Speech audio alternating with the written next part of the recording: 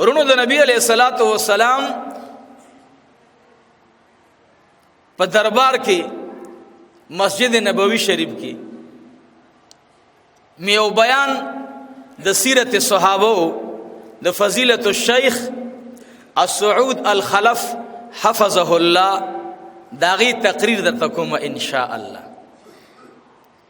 مخصن منځن بعد مسجد نبوی کې یو شیخ د اغا د صحابه کرامو سیرت بیانای.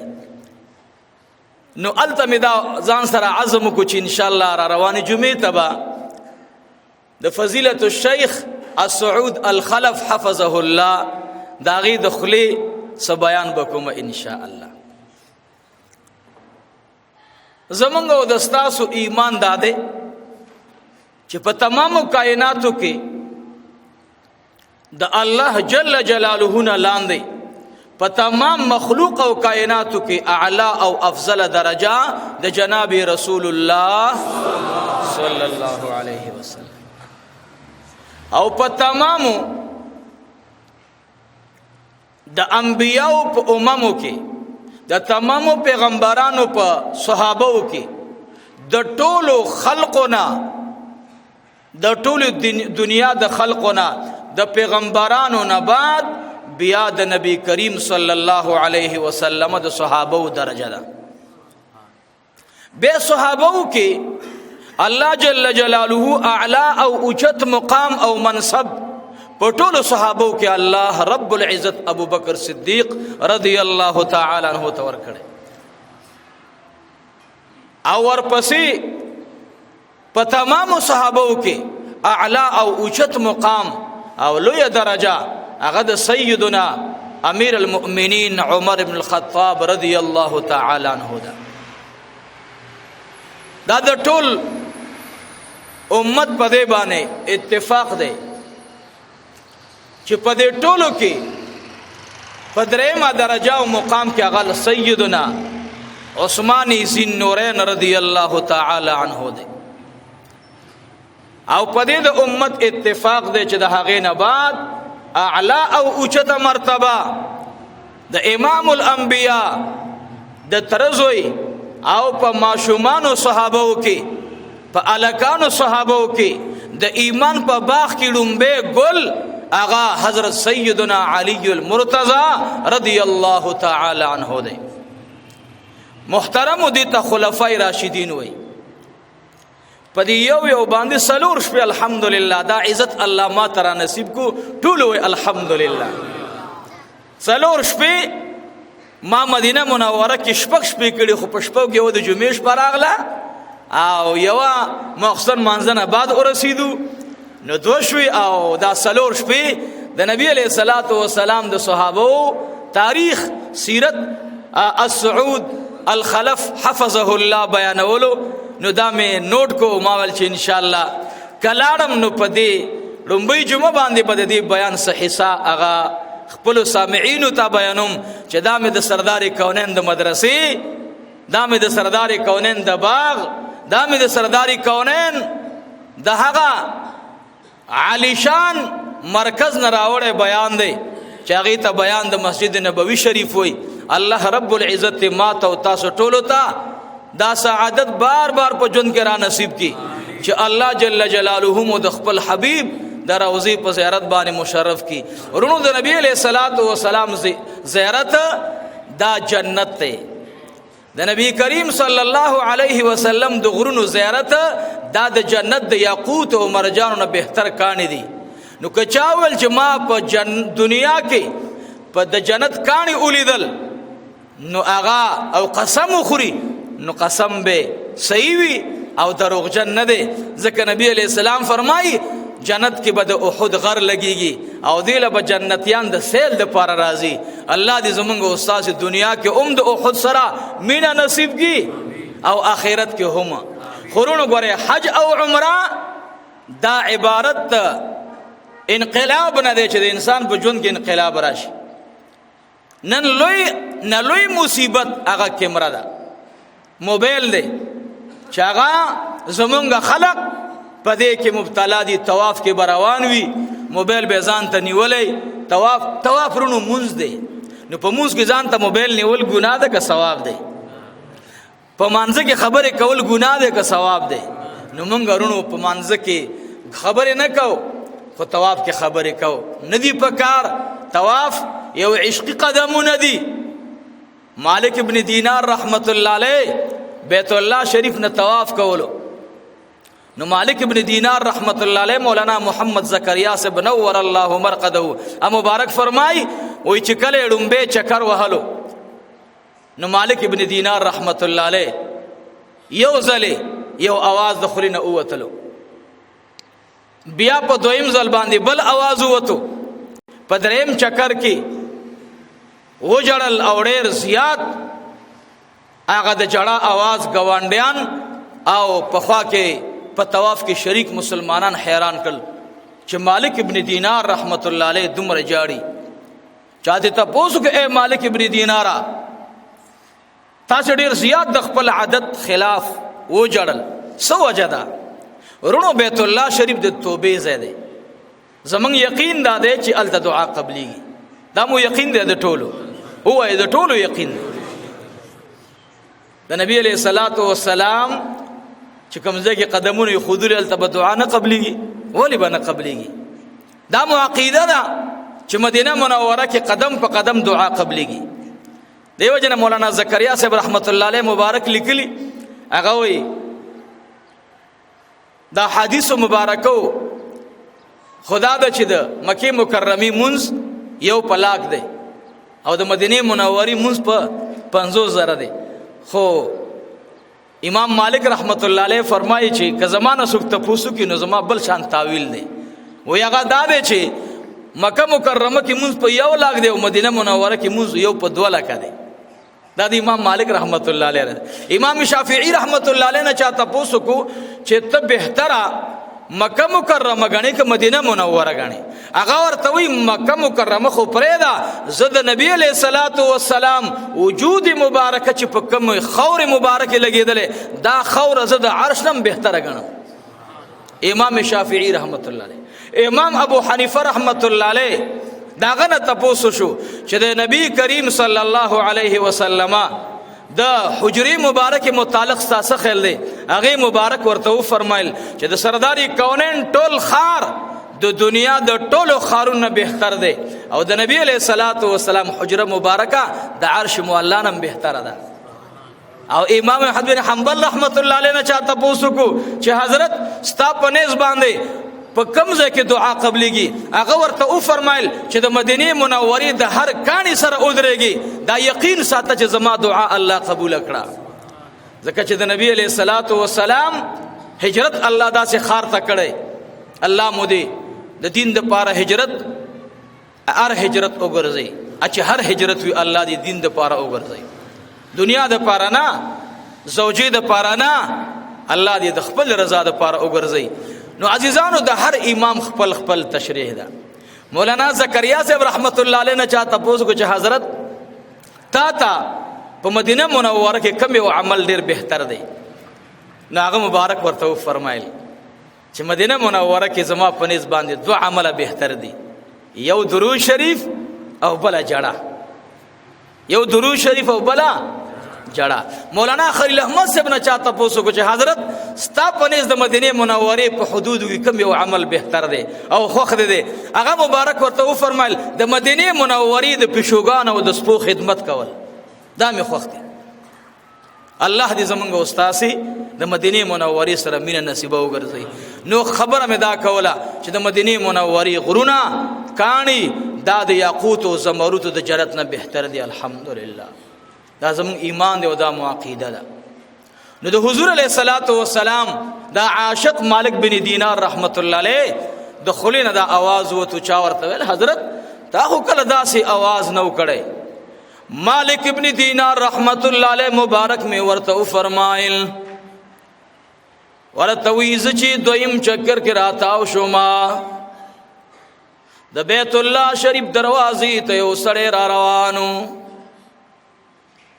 اغي आवाज کولو لبیک اللهم لبیک. دا ترانه را سره وای لبیک اللهم لبیک لبیک لا شریک لک لبیک ان الحمد والنعمت لک والملک لا شریک لک. دا وای ان شاء الله چې زر زر خدای وغواړي.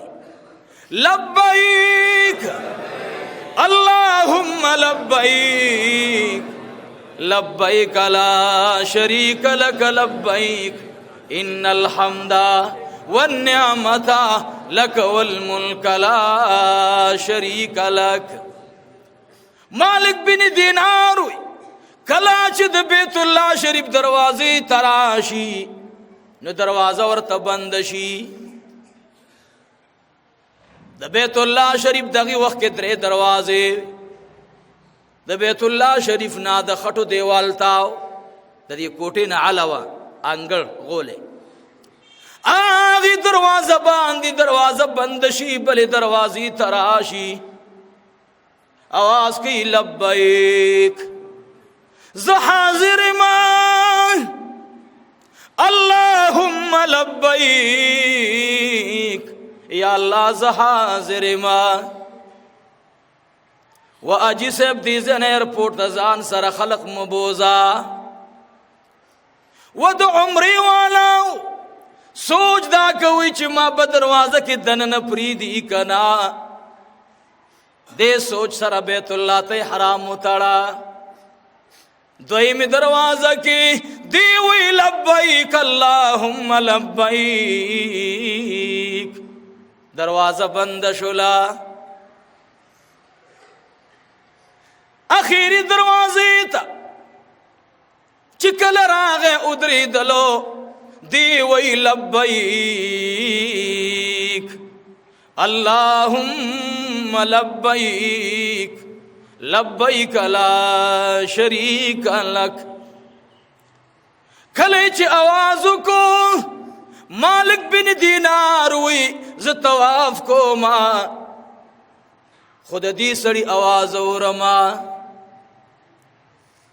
ما ویل یا الہ العالمین یا الله ستاد دربار خودری دروازې دي خودری دروازو ته حاضر وکړه او په ار دروازه کې دی وی ز حاضر ما ته ورته اجازه نور کې یا الله دروازه ورته بندې نو یا الله اے کریم و مهربان ربا زمستا یو ناچیز بندای ما زمستا یو ناچیز بندای ما یا الله ز درخواست کوما چې یا الله خپل د رحمت دروازه ورته کولاو کا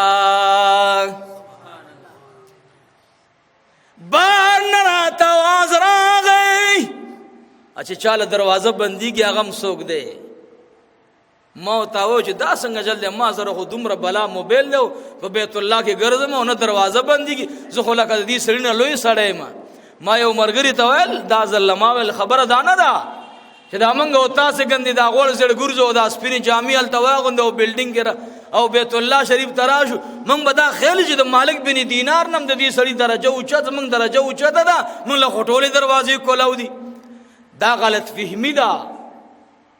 اوس خبره ده چې یوم د دروازې د پرې خودو نه ده نو کم به وباسي فتنه به جوړ شي نو دروازې بندي کی زکنا د عمره درد هغه د مظلوم معاونت راول دي ځان سره د بیت الله طواف د مظلوم تعاون درته خي د بیت الله شریف نه طواف کول تا ته صله رحمی درس درکې تا ته یو بل سره د همدردی درس درکې او تا ته د عشق محمدي رنگ درکې چې ته عاشقي پکار د چې تزیه ورنګ او راشي بل رنګ. مالک بن دینار رحمت الله علیه تبار نواز راغه ورته وی اے مالک بن دینار زد خپل الله کوټه تروانی ما زما او زما در په منس کی کار ملرا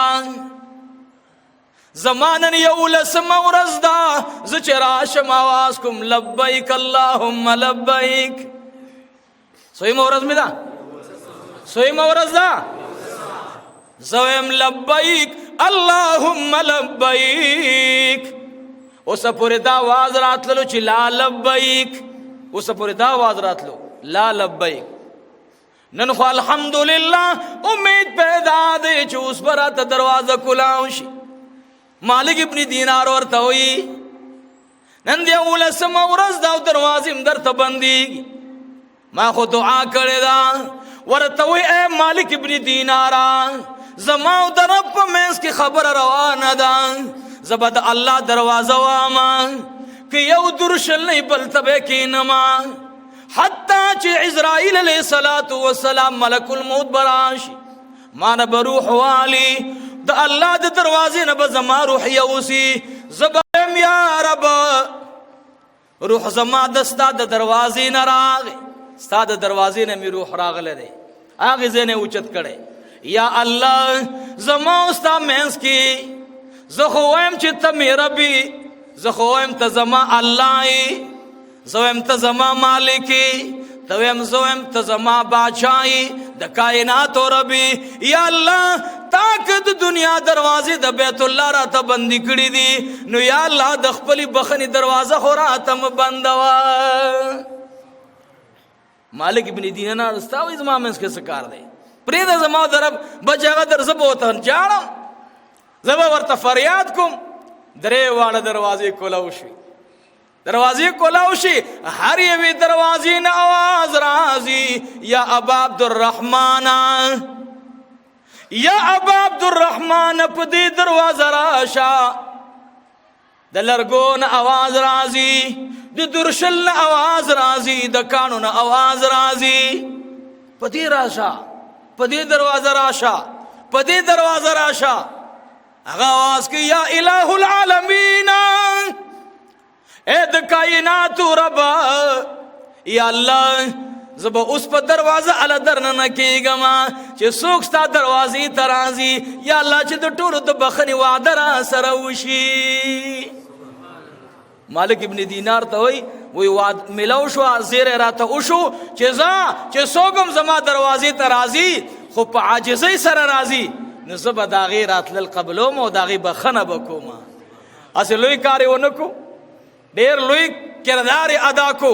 مالک ابن دینار رحمت الله علیه هغه زه تاسو ته وایم ګوره چې حج لځئ مولانا زکریا صاحب رحمت الله علیه کتاب لږ مطالعه کوئ. مولیانو ته ویم، مولیانو ته ویم، پیرانو ته ویم، تبلیغیانو ته ویم، عوامو تاسې ته ویم، ډاکټرانو تاسې ته ویم، د معاشري هر فرد افرادو ته ویم چې مدینه منورې ته ځئ، مکې مکرمې ته ځئ، د مولانا زکریا صاحب د عشق او محبت په گلشن کې لږ سرو کوي، اوسرېږئ پکې، فضایل حج وګورئ، عشق نه بدې خبر کی، د نبی علیہ السلام د زیارت د هغې د آدابو نه بدې خبر کی. او که ډېر په عربۍ پوهېږئ نو د جلال الدین سیوطي رحمت الله علیه رساله وګورئ چې تاسې بیا په خوندونو باندې پوهېږئ چې څومره خوند دی پکې، څومره لذت دی پکې. دې وجې نه زمونږ د مسلمانانو د توبې د قبلېدو ځای همدغه دی، د جړا ځای همدغه دی. هلته به بخل نه کې، سخا به کې، هلته به د ځان نه مخکې خلک وړاندې کې، نو چې کله د نورو فکر وکړي نو الله به ستا بخنه وکړي. دا نه چې خدایم دا ما وبخید، ته خو یې بخلی. امام مالک ابن دینار رحمت الله علیه ته آواز ورکو، ورته وایي ستا په غوښتنه زما څه کار دی؟ ما چې کوم رب سره جوړه وشوه هغه دا وه چې الله رب العالمین ته مې ویلې چې یا الله که ته ما ته هرې ټولې دروازې بندې، خو زه به بیا هم دلته پروت یم، زه به تا غواړم، زه به تا نه ستا بخنه غواړم، زه به تا نه ستا رضا او لقا غواړم. تر دې چې دروازې کولو شي نو بیا الله ته وایي چې ربه یو وعده غواړم، یا الله حکم نکوم، سوال کوم، فریاد کوم، الله یو دعا کوم. هغه دعا دا ده چې خدایا چې څوک ستا دربار ته راځي الله د هغوی بخنه وفرمایا. الله جل جلاله نه ورته هتفي آواز راغی چې ای زما بنده چې څوک هم راځي به د هغې بخنه کوم. نورونو د عمرې، د حج، د بیت الله شریف ملاقات